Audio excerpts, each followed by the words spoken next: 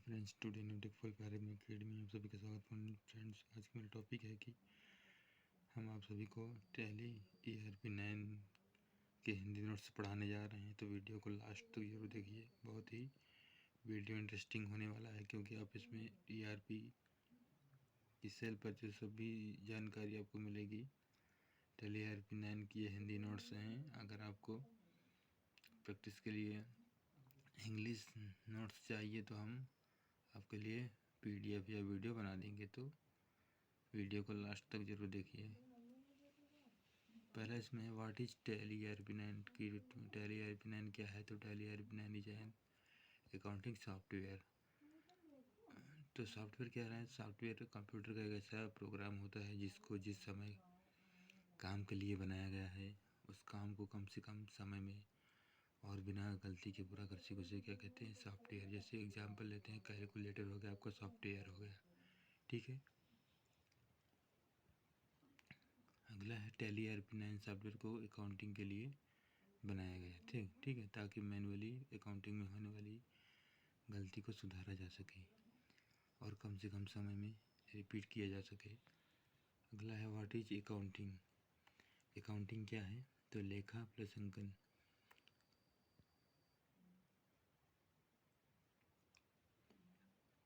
लेखा प्लस अंकन, इनको अलग किया गया, लेखा अलग किया गया और अंकन को अलग किया गया। लेखा का मतलब होता है लिखना, कि अंकों को लिखना। किसी भी व्यापार में होने वाले लेन देन को टैली ERP9 में क्या किया जाता है? रिकॉर्ड किया जाता है, ठीक है। तभी हमारा ये अकाउंटिंग का काम करता है। अगला हमारा है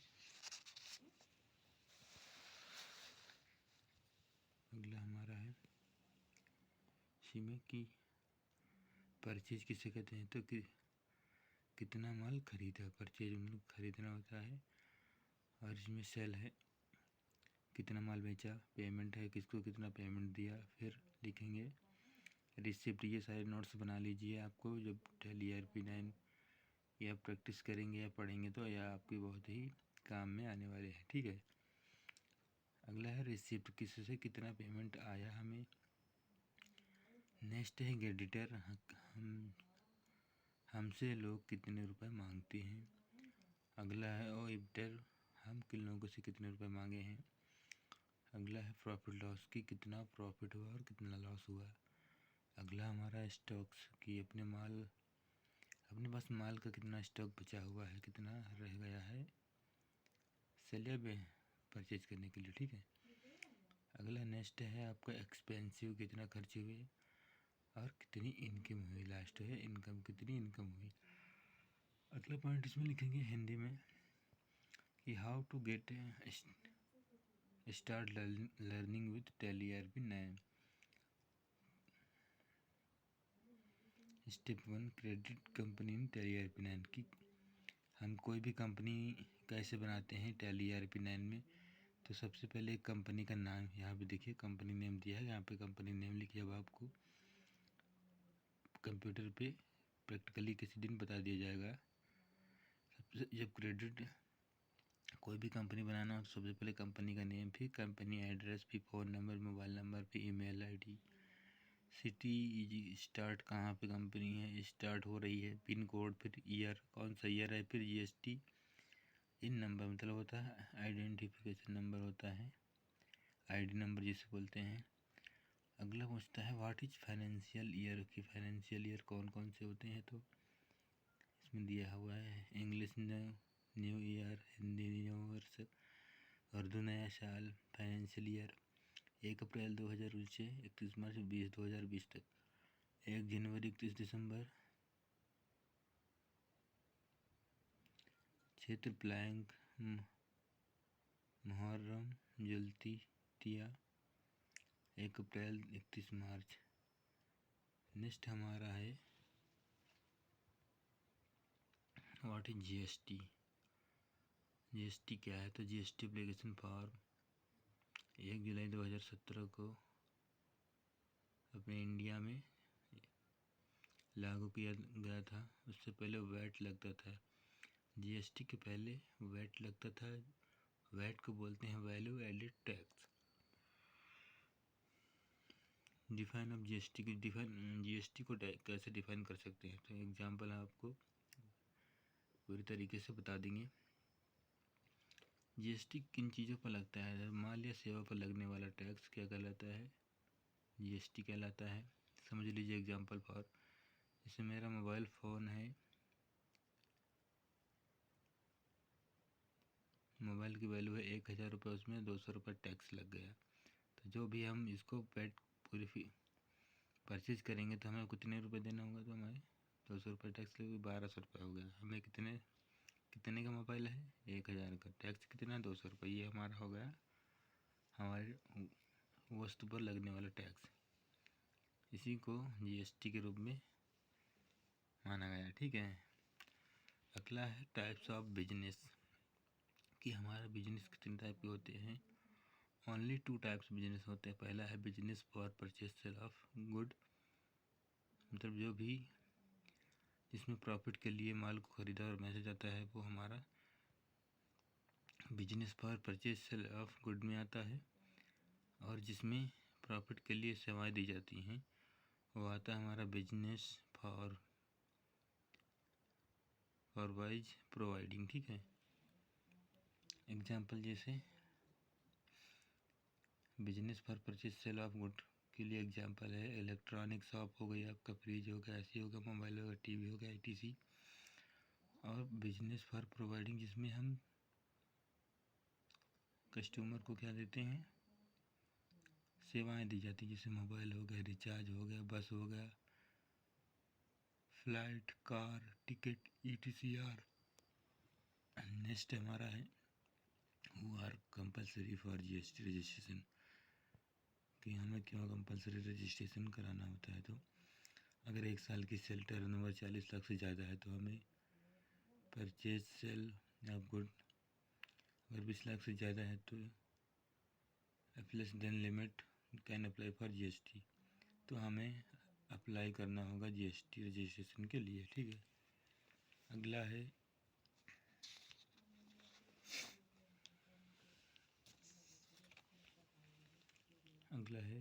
document required for GST registration.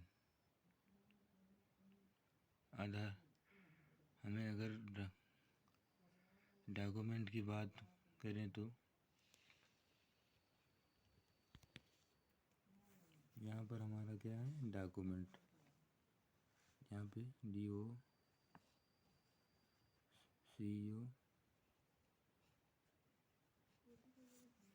यहाँ डॉक्यूमेंट की बात हो रही। रिक्वायर्ड फॉर जीएसटी रजिस्ट्रेशन, अगर हम रजिस्ट्रेशन अपना कराते हैं तो हमें कौन कौन से डॉक्यूमेंट की आवश्यकता पड़ती है? तो पहले आधार कार्ड, फिर पैन कार्ड, फिर passport size photo, bank diary, mobile number, address proof, rent agreement, firm name, email address, photo. ये सारी चीज़ें हमें जीएसटी रजिस्ट्रेशन के लिए डॉक्यूमेंट के रूप में लगती हैं। हमारा नेक्स्ट है what is GST ID number. GST identification number क्या होता है? तो ये हमारा कितना 15 डिजिट का होता है।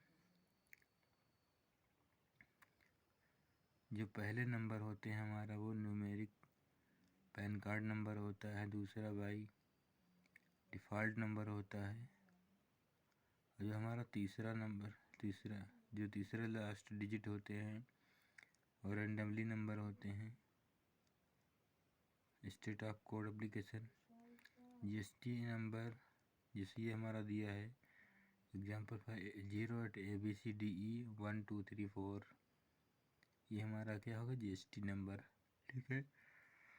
इसमें पूछा फिर नेक्स्ट है कि types of GST tax rate, कि जीएसटी टैक्स का रेट क्या है।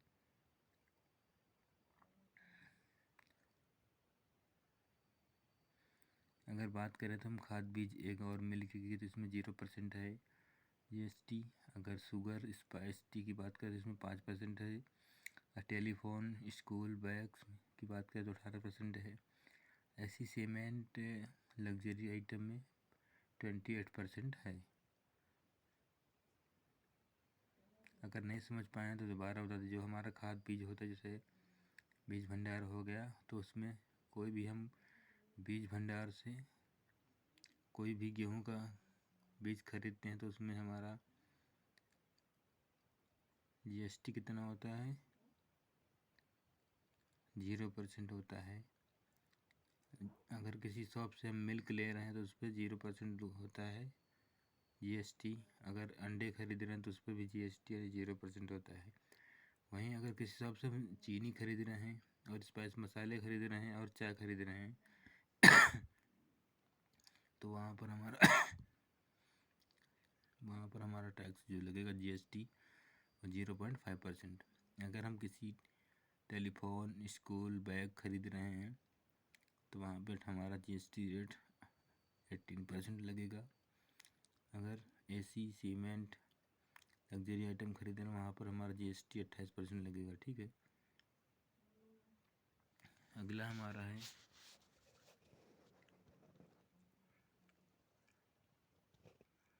हाउ जीएसटी अप्लाई की। हमारा जीएसटी कैसे अप्लाई होता है? तो पहला है परचेज ऑफ गुड्स, फिर सेल ऑफ गुड्स, फिर profit of goods. Input tax और परचेज, कोई भी सामान हम खरीदते हैं तो उस पर हमारा इनपुट टैक्स होता है। अगर हम कोई सामान बेचते हैं तो उस पर हमारा आउटपुट टैक्स लगता है। अगर हमारा प्रॉफिट होता है हमें तो हमारा पेड टू गवर्नमेंट के अकाउंट में चले जाता है। ठीक है। एग्जाम्पल फॉर जैसे आइटम परचेज 100 रुपये का मैंने कोई वस्तु लिया है, वहाँ पे जीएसटी 5% हो गया तो ये इनपुट टैक्स हमारा कितना हो जाएगा? 10 रुपये हो जाएगा। नेक्स्ट है आइटम सेल। अगर 110 रुपये का मैंने कोई आइटम बेच दिया है उस पर 5% का टैक्स लगता है तो हमारा 5.50 रुपये होगा। आउटपुट टैक्स कितना हो जाएगा हमारा?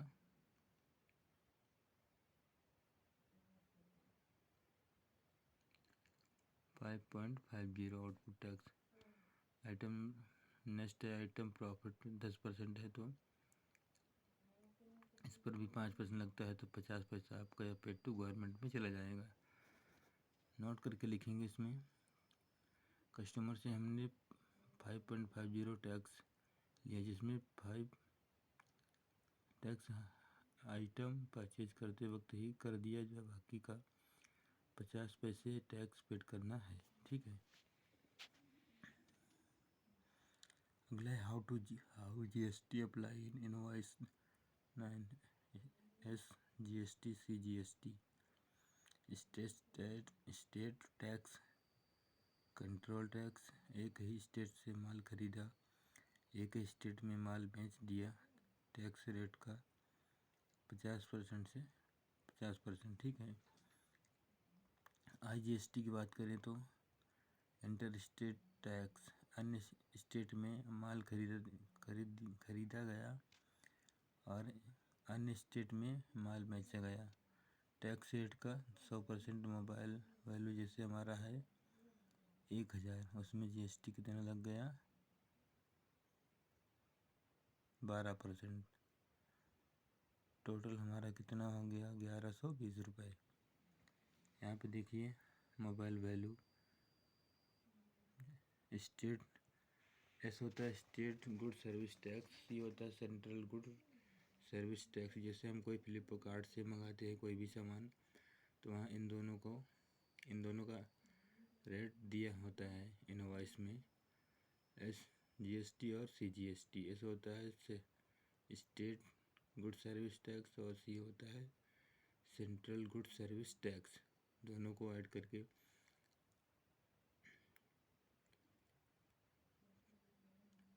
उसी में दोनों को ऐड कर देता है और हमारे अमाउंट में ऐड कर देता है। ठीक है।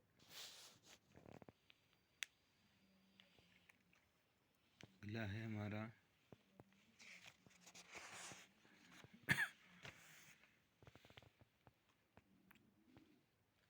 टाइप्स ऑफ जीएसटी रजिस्ट्रेशन कि हमारे कितने प्रकार के जीएसटी रजिस्ट्रेशन होते हैं। तो 2 टाइप्स ऑफ जीएसटी रजिस्ट्रेशन। पहला है कंपोजिशन फर्म, दूसरा है रेगुलर फर्म। कंपोजिशन फर्म क्या होता है, डिफरेंस समझिए।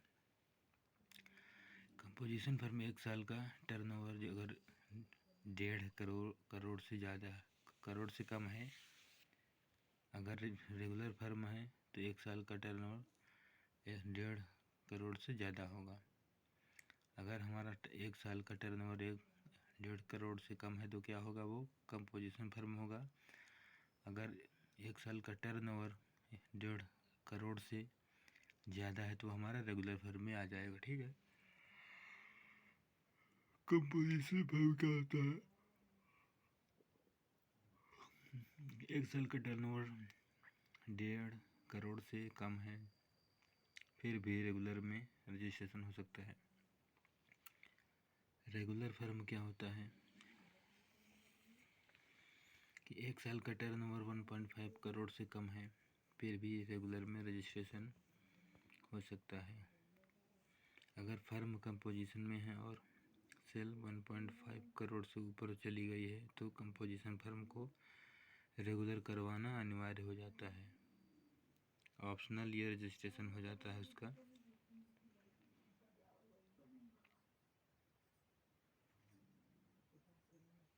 नेक्स्ट है हमारा कंपोजिशन फर्म 3 महीने में एक बार देना होता है। कंपोजिशन फर्म रजिस्ट्रेशन रिटर्न, हर महीने एक रिटर्न होता है, GST 3B रिटर्न। अगला हमारा कंपोजिशन फर्म, ये सारे नोट्स बनाते चलिए सभी लोग। अगर टैली सीखना है तो हिंदी की, ये हिंदी नोट्स हैं। अगला आपका नोट्स होगा इंग्लिश में, जब प्रैक्टिकल के लिए बताया जाएगा। अगला हमारा कंपोजिशन फर्म इनपुट नहीं ली जा सकती और ना ही आउटपुट दी जा सकती है। ये क्या कहलाता है? कंपोजिशन फर्म इस टर्म में। अगला हमारा रेगुलर फर्म क्या होता है कि इनपुट ली जा सकती है और आउटपुट दी जा सकती है और टैक्स का हिसाब रखना भी पड़ता है। नेक्स्ट है हमारा कंपोजिशन फर्म, सेल का 1% टैक्स देना पड़ता है। जैसे हमारा 250 10% है तो ये कितना हो जाएगा 2500। रेगुलर फर्म की बात करें तो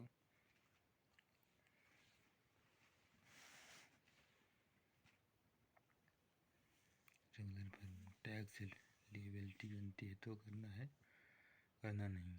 अगर परचेज किया है तो, जैसे हमारा 1000 परचेज किया है, 500 ऑल रियली पेड, वो पहले से ही पेड हो जाएगा। अगर 12,000 की सेल हुई है तो 700 वो ऑलरेडी टैक्स कलेक्ट कर लेगा। ठीक है। अगर 1000 का हुआ है तो 500 कलेक्ट कर लेगा। 200 का हुआ है तो डिपॉजिट एक्स्ट्रा में कर लेगा। अगला हमारा है composition firm, state good service tax, central good service tax या inter state good service tax.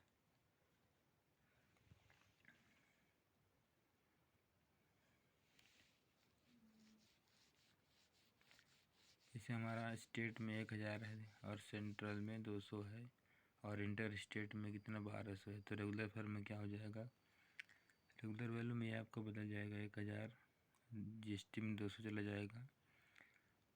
उसके बाद कंपोजिशन फर्म क्या हमारा है, बिल ऑफ सप्लाई की सप्लाई कैसे होती है, तो इसमें रेगुलर फर्म में पहले टैक्स इनवॉइस होगा, उसके बाद कंपोजिशन फर्म आएगा।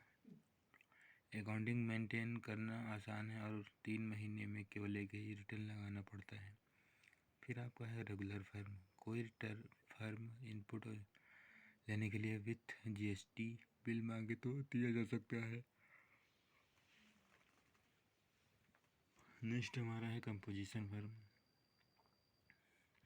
कोई भी फर्म इनपुट लेने के लिए विथ GST बिल मांगे तो नहीं दिया जा सकता है। रेगुलर फर्म क्या है कि हर महीने एक रिटर्न लगाना पड़ता है, साथ ही अकाउंटिंग में भी काफ़ी ध्यान रखना पड़ सकता है। नेक्स्ट हमारा है what is voucher in tally, या टाइप्स ऑफ वाउचर। डिफाइनेशन, किसी ऐसा प्रति पेज जिस पर कुछ लिखा जाता है, जैसे आपका परचेज हो गया, outstanding sales, receipt, payment. Receipt purchase sale outstanding register ये आपका रहेगा। ठीक है। अगला है हमारा टाइप्स ऑफ वाउचर की। वाउचर हमारे कितने प्रकार के होते हैं, तो मेनली वाउचर हमारे अकाउंटिंग वाउचर हमारे जो होते हैं वो 8 प्रकार के होते हैं, और 22 वाउचर वो हम अगले वीडियो में बताएंगे ये कि कौन कौन से होते हैं। जो हमारे आउट वाउचर होते हैं जिस पे हम payment, receipt, cell, purchase, कंट्रा voucher ये सब करते हैं, वो इसमें 8 प्रकार के होते हैं। पहला है परचेज वाउचर FA, माल खरीदने की एंट्री इस वाउचर में होती है FA में। ठीक है। सेल वाउचर F8 से आता है टैली में, माल बेचने की एंट्री इसी वाउचर में होती है पहला। फिर है पेमेंट वाउचर F5 से आता है, किसी को नकद या बैंक के द्वारा पेमेंट करने पर इस वाउचर में एंट्री की जा सकती है। अगला हमारा है रिसिप्ट वाउचर F6 से इसकी एंट्री की जा सकती है, जैसे किसी से भी नकद या बैंक के द्वारा रुपए प्राप्त करने पर इस वाउचर में एंट्री की जा सकती है। अगला हमारा है कंट्रा वाउचर। नकद रुपए बैंक में जमा करवाएं, नकद रुपए बैंक से निकलवाएं, एक बैंक से दूसरे बैंक में जमा करवाएं, ये हमारा काम कंट्रा वाउचर करता है, जिसको F4 से टैली RP9 में इसका उपयोग किया जाता है।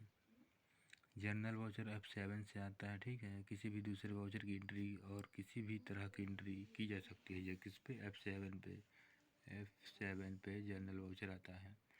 डेबिट नॉट परचेज रिटर्न कंट्रा है, खरीदा हुआ माल वापस लौटा देने पर इस वाउचर में एंट्री की जा सकती है। Credit not cell return control F8, हमारे द्वारा बेचा गया माल यदि कस्टमर वापस लौटा देता है तब इस वाउचर में एंट्री की जा सकती है। ठीक है। ये हमारे द्वारा, जैसे हमें कोई भी सामान हमारे द्वारा बेचा गया है और यदि कोई कस्टमर हमारे सामान को क्या करता है, वापस कर लौटा देता है, तब इस वाउचर में एंट्री इसकी की जा सकती है। ठीक है। अगला हमारा है हार्टिज लेजर ग्रुप। इसमें मैंने कोई लेजर बनाया है, उसकी एंट्री कैसे करेंगे, तो यही सब है। इसमें मैंने 500 का उधार माल बेचा 25/12/2019 को, 4500 का उधार माल बेचा 28/10/2029 को, 5200 का माल मैंने 5200 का उधार माल बेचा 14/11/2019 को। तो इसका पहले लेजर बनाएंगे किसी भी नाम से, जैसे मैंने बैंक को एक नाम दे दिया है। ठीक है। इसकी डेट डालेंगे, उसके बाद कितने रुपए का है उसका अमाउंट करेंगे। ठीक है। यहाँ पे जाएंगे, फिर क्रेडिट लेजर पे जाएंगे, फिर ग्रुप आएगा, और फिर इसके बाद ग्रुप हार्टिज ग्रुप एक समूह बनाएंगे कि इस समूह में हमने इतनी चीज़ें ली और उसकी एंट्री करेंगे। ठीक है। तो हमसे माल उधार लेंगे, देनदार सेंडर ऑर्बिटर में होगा, ये कुल खर्चे भी होंगे, कुछ इनकम भी होगी। ठीक है। तो ये हम सब सीखेंगे।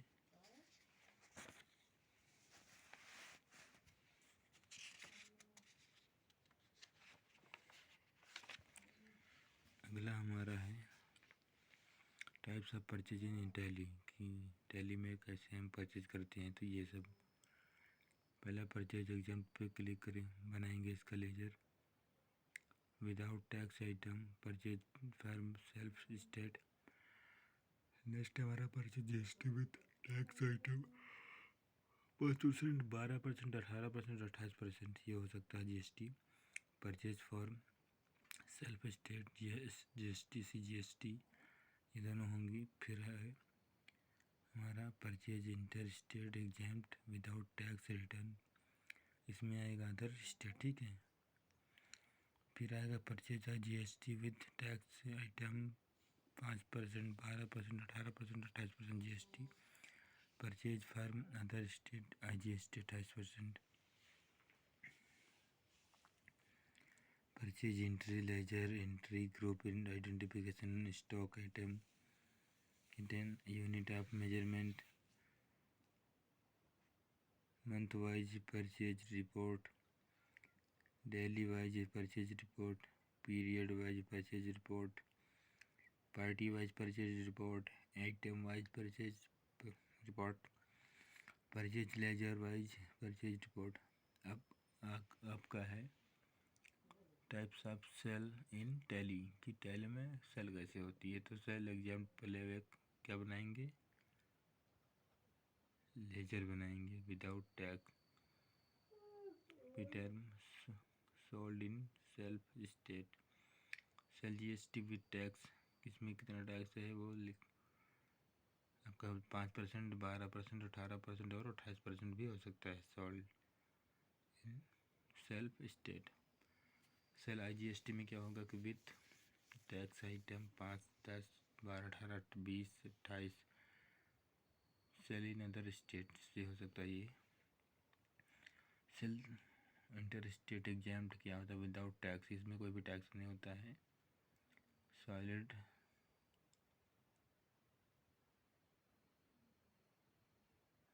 मदर स्टेट,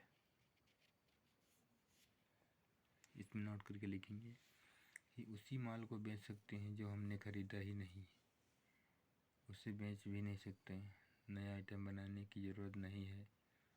ठीक है, उसमें कोई भी नया आइटम नहीं बना सकते हैं। इसमें पहला है रेगुलर, दूसरा है स्लैपर्स,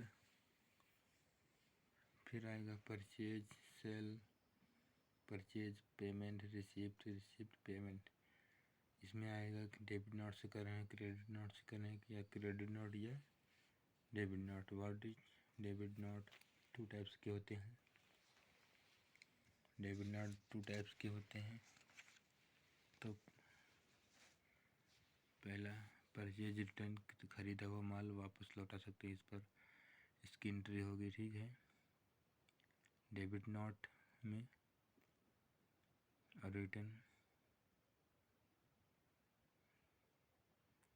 रिटर्न किस पे होगा, परचेज नोट से मैंने कोई सामान खरीदा हुआ तो उसकी एंट्री इस पे कंपनी बनाएंगे, उससे डेबिट नोट से उसकी जो उसकी एंट्री होगी वो परचेज, जैसे कोई माल खरीदते हैं उसकी परचेज नोट पे क्या होगी, उसकी एंट्री होगी।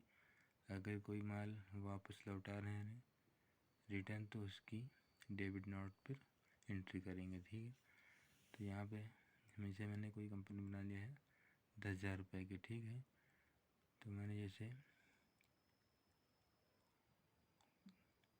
कोई माल मुझे वापस करना है तो हम क्या करेंगे, डेबिट नोट से एंट्री कर देंगे तो वो माल वापस हो जाएगा। What is credit note? Cell return, बेचा हुआ माल वापस प्राप्त होना। जैसे असलम ने 5,000 की वॉच खरीदी तो इसकी एंट्री किस में करेंगे, सेल वाउचर में करेंगे। ठीक है, अगर रिटर्न चाहता है तो रिटर्न की सॉल्ड रिटर्न पे इसकी एंट्री करेंगे। नेक्स्ट है एनी कस्टमर की एंट्री किस पर करेंगे, तो F7 पे करेंगे। अगर उसने कोई चीज़ खरीदा है तो परचेज पर करेंगे, अगर उसी सामान को वापस करना चाहता है तो क्रेडिट नोट पे एंट्री करेंगे। ठीक है, अगर डिस्काउंट है तो उस पर डिस्काउंट पर करेंगे।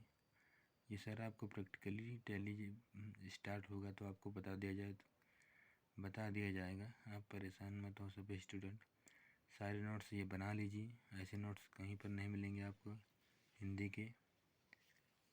उम्मीद करता हूँ कि ये वीडियो आपको अच्छा लगा तो वीडियो को लाइक करें, शेयर करें और सब्सक्राइब करना ना भूलें। मिलते हैं नेक्स्ट वीडियो में, तब तक के लिए धन्यवाद। Thanks for watching.